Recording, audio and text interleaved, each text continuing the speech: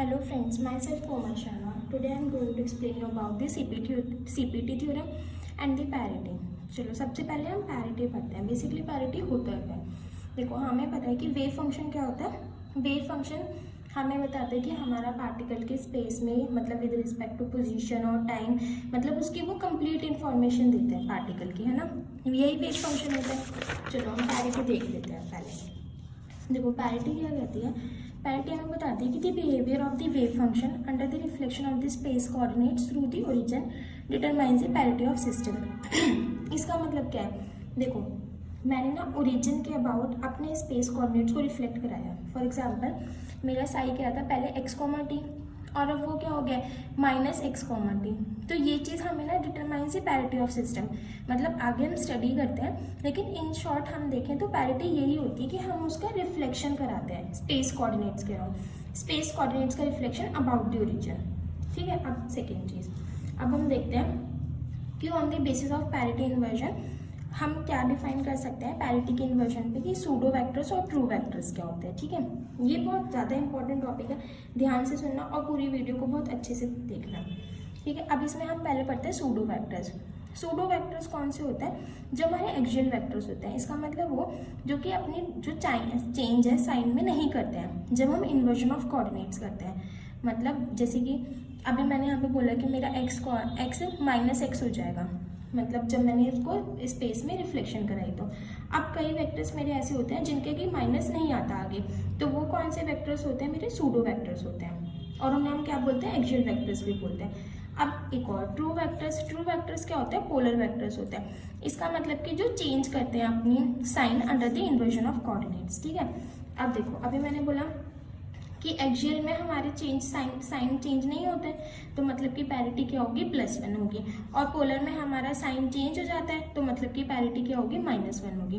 अब एक और इम्पॉर्टेंट चीज़ हमें पता है कि जो भी चीज़ हमारी हैमिल्टोनियन के साथ कम्यूट करती है, ये मेरा कम्यूटेटर ब्रैकेट है, वो कम्यूट करती है. इसका मतलब वो चीज़ मेरी क्या है कंजर्व्ड है ना. 0 आ रहा है तो मतलब ये चीज़ मेरी क्या है कंजर्व. इसका मतलब पैरिटी हमेशा कंजर्व रहती है. किसमें एनर्जी.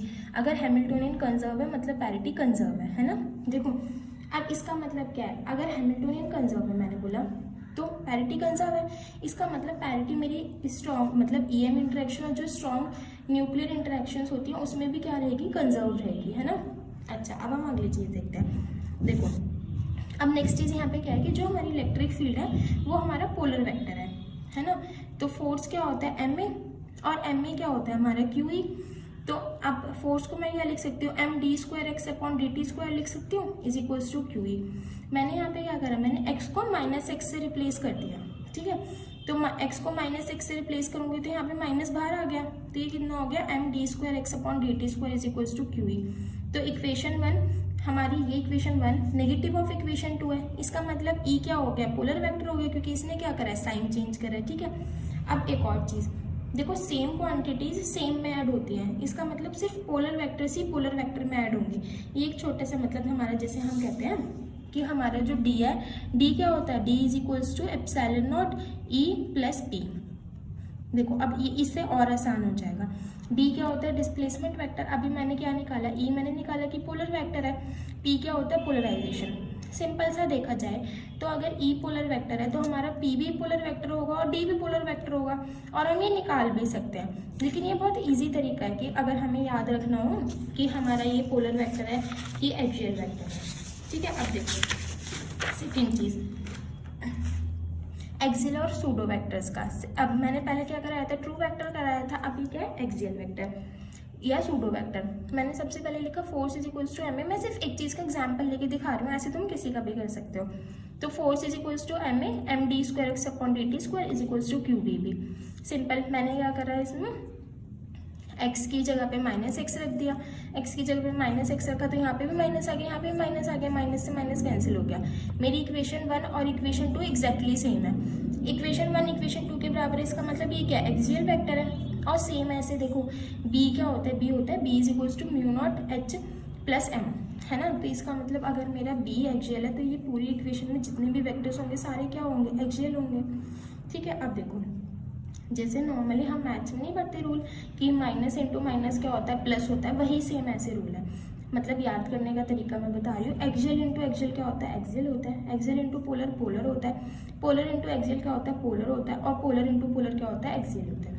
ठीक है, ये याद करने का तरीका। अब हम थोड़ा और पढ़ लेते हैं पैरिटी के ऊपर कि पैरिटी में क्या है। देखो मैंने इतना तो अभी बता ही दिया था कि वो इन्वर्जन ऑफ स्पेस है ना। अगर हैमिल्टोनियन में कोई चेंज नहीं हो रहा है तो इसका मतलब पैरिटी कंजर्व है। इसका मतलब वो स्ट्रॉन्ग न्यूक्लियर फोर्सेस और इलेक्ट्रोमैग्नेटिक इंटरेक्शंस में कंजर्व है ना। देखो अभी हमने क्या पढ़ा है, हम पढ़ते हैं कि पैरिटी की वैल्यूज क्या है, मतलब इसकी वैल्यूज आती है प्लस या माइनस। मैंने बताया ना अभी पोलर वेक्टर और सूडो वेक्टर, तो हमारी वैल्यूज क्या आ रही है, प्लस और माइनस, दोनों की दोनों रियल वैल्यूज हैं। इसका मतलब पैरिटी क्या है, हर्मिशियन ऑपरेटर है। ठीक है, अब हम देखो टोटल पैरिटी क्या होती है। टोटल पैरिटी होती है orbital parity into intrinsic parity. Orbital parity क्या होती है, -1 की पावर l, और intrinsic parity plus for fermions and minus for bosons. Fermions के लिए हमेशा +1 होती है, लेकिन बोसॉन्स के लिए देखो मैंने आगे भी इसे और एक्सप्लेन करा है कि अगर s 0 है तो उसमें भी 2 केस होते हैं, और अगर s 1 है तो उसमें भी 2 केस होती है। बहुत ज़्यादा इंपॉर्टेंट टॉपिक है, ध्यान से देखना, और इसकी सारी वैल्यूज ये हमें याद रखनी होती हैं। जैसे कि फर्मियंस के लिए हमेशा इंट्रिंसिक पैरिटी +1 होगी, लेकिन बोसॉन्स के लिए इसमें आगे और भी केस है। वैसे -1 होती है, लेकिन +1 भी हो सकती है। किसके लिए, स्केलर्स के लिए और सूडो स्केलर्स के लिए। ठीक है, नॉर्मली वैसे -1 होगी सूडो वेक्टर्स के लिए और वेक्टर्स के लिए। जैसे देखो पायोन्स के लिए क्या है, यहाँ पे -1 है पैरिटी। अब इसी से रिलेटेड ना मैं एक एग्जाम्पल बताती हूँ, वो एग्जाम्पल देखते हैं पहले, फिर हम नेक्स्ट चीज करेंगे। देखो मैंने एक एग्जाम्पल लिया है। एग्जाम्पल यह है कि हमारा जो पायोन है plus deuteron gives neutron plus neutron. ठीक है, इस एग्जाम्पल ये बहुत ज़्यादा इंपॉर्टेंट एग्जाम्पल है। इसमें हम क्या करते हैं, कई बार हमें क्वेश्चन देता है वो कि पैरिटी ऑफ न्यूट्रॉन निकालो। यहाँ पे वो हमें 2 प्रोटॉन भी दे सकता है, बोलेगा पैरिटी ऑफ प्रोटॉन निकालो, या फिर पैरिटी ऑफ पायोन निकालो, या फिर वो हमें एल की वैल्यू निकालने को भी बोल देता है। ठीक है, अब हम ये क्वेश्चन करते हैं।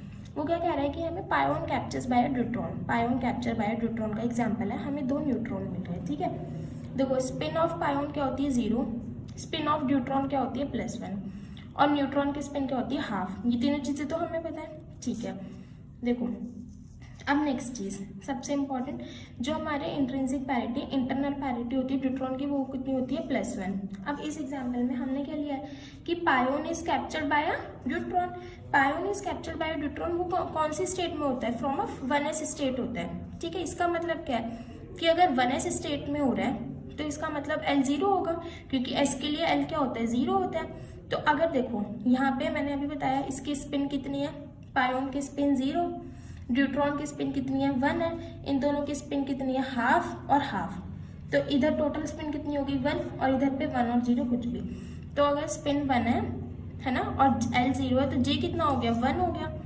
ठीक है, अब हम देखो parity of initial state. Parity of initial state total यही होगी -1 की पावर L, पैरिटी ऑफ पायोन और पैरिटी ऑफ ड्यूट्रॉन। तो -1 की पावर L देखो, इसमें सिंपली क्या है, -1 की पावर L मतलब -1 की पावर 0, क्योंकि L तो 0 है हमारा। Parity of pion, parity of deuteron, हमने क्या निकालना है, पैरिटी ऑफ पायोन निकालना चाह रहे हैं हम इस क्वेश्चन में। ड्यूट्रॉन की हमें क्या है पता है कि +1 होती है। ठीक है, अब पैरिटी ऑफ फाइनल स्टेट ले लेते हैं। फाइनल में हमारे क्या है 2 न्यूट्रॉन है और -1 की पावर L। न्यूट्रॉन की पैरिटी कितनी होती है 1 1 1, क्योंकि फर्मियंस की कितनी होती है +1 होती है, और न्यूट्रॉन और ये दोनों के दोनों क्या है हाफ इंटीग्रल स्पिन है, मतलब कि इनकी पैरिटी भी कितनी है +1 है।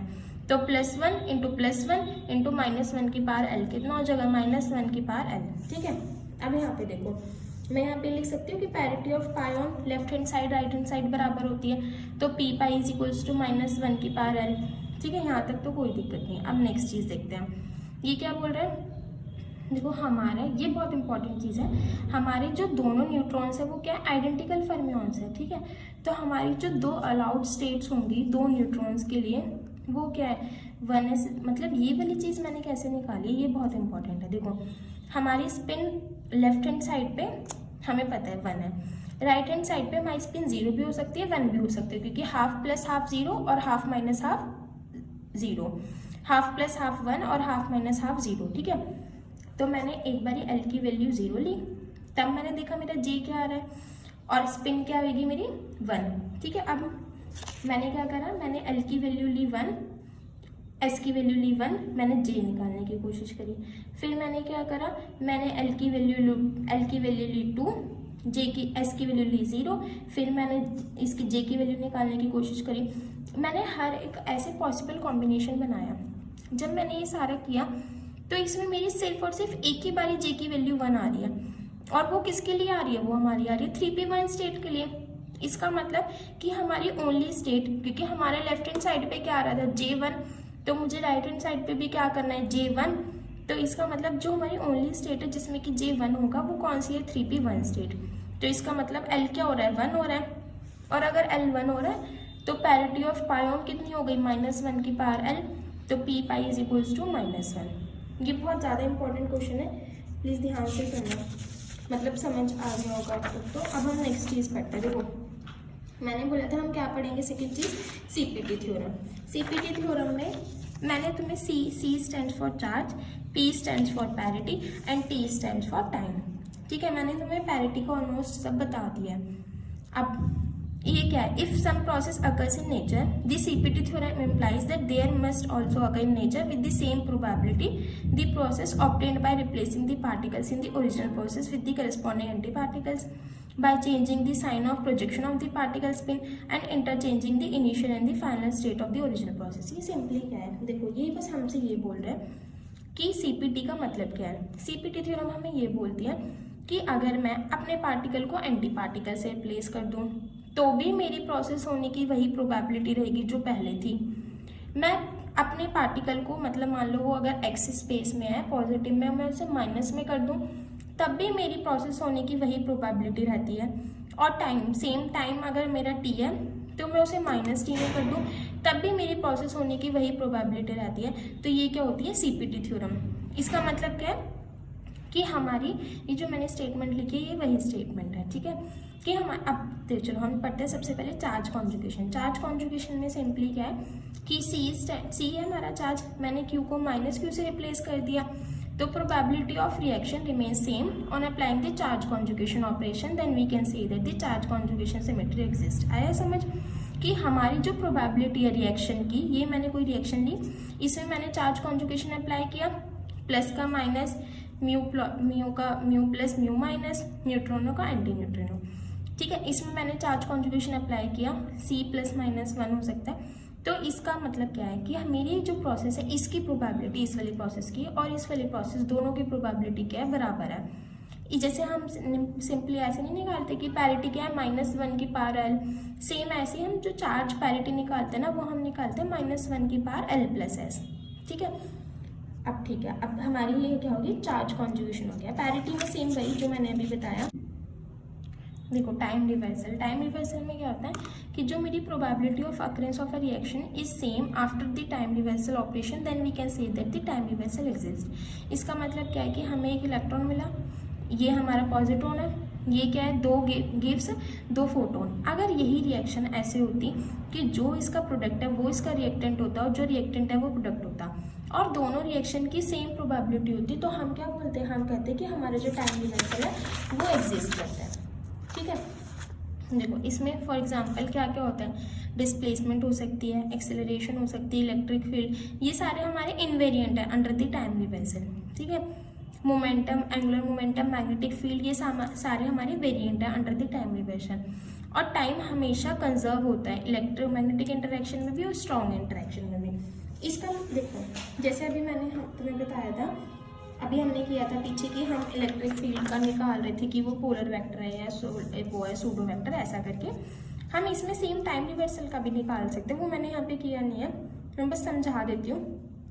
देखो उसमें हमने क्या किया था, x की जगह पे -x किया था ना, अगर हमें टाइम रिवर्सल निकालना हो तो हम यहाँ पे t की जगह पे -t कर देंगे। तो अगर t की जगह पे -t हो जाएगा तो t² में तो इक्वेशन 1 और 2 फिर दोनों सेम आ जाएंगी, मतलब कि इलेक्ट्रिक फील्ड जो है वो टाइम रिवर्सल में इनवेरिएंट रहती है।